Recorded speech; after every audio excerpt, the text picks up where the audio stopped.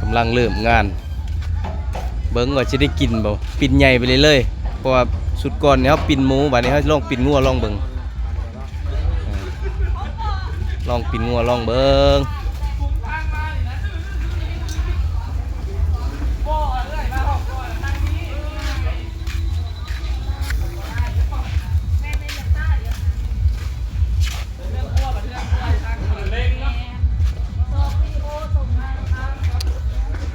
เกียมทานเด้อเกียม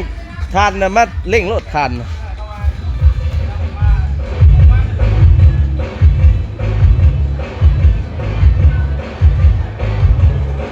ปิ่นงัวปิ่นงัวปิ่นงัวกินลิ้นโอ้กำลังขึ้นหิง